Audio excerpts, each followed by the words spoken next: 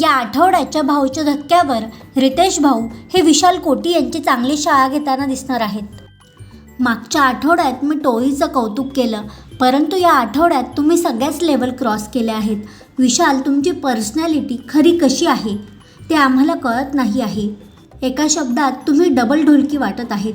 आधी तुम्ही प्रभू यांच्यावर चार चौघात ओरडतात, त्यांना रागवतात आणि पुढच्या 5 मिनिटात पुन्हा त्यांना म्हणवतात, तू नको भांडू माझ्याशी, मला तुझ्याशी भांडायला नाही आवडत.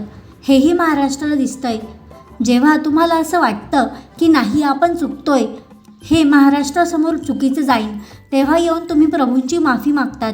हेच आम्हाला दिसतंय. म्हणजे तुम्ही प्रभूंची वागता एक आणि महाराष्ट्राला दाखवता एक. यातून तुमची डबल ढोलकी पर्सनॅलिटी समोर येत आहे. तुम्ही दीपाली यांच्याविषयी काय बोललात? ती फक्त गोरी आहे. लंडन युरोपच्या नॉर्मल दुकानातील सेल्स गर्ल्स पण अशाच दिसतात. त्यांचा कलर असाच असतो आणि डोळे अशी असतात. पण फीचर्स कुठे आहेत? हे असे तुमचे विचार आहेत का विशाल? आपण नॅशनल टेलिव्हिजनवर काय बोलतोय, कुणावर कमेंट करतोय, हे आपल्याला समजलं पाहिजे. आपल्या संस्कृतीत आपण स्त्रियांचा मान ठेवतो.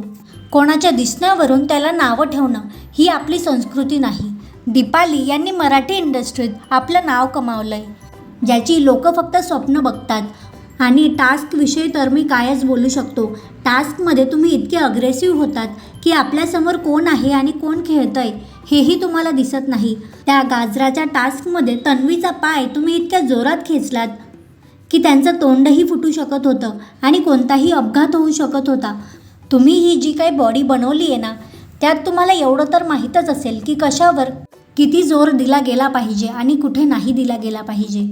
हा फक्त टास्क आहे, पण याचा गंभीर परिणाम तुमच्या आयुष्यावरही होऊ शकतो. तन्वी यांची लायकी काढली तुम्ही.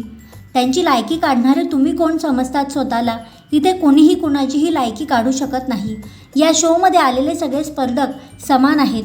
स्त्रियांच्या दिसण्यावरून त्यांच्या पाठीमागे त्यांना नावं ठेवणं आणि त्यांची लायकी काढणं हाच तुमचा गेम आहे का विशाल?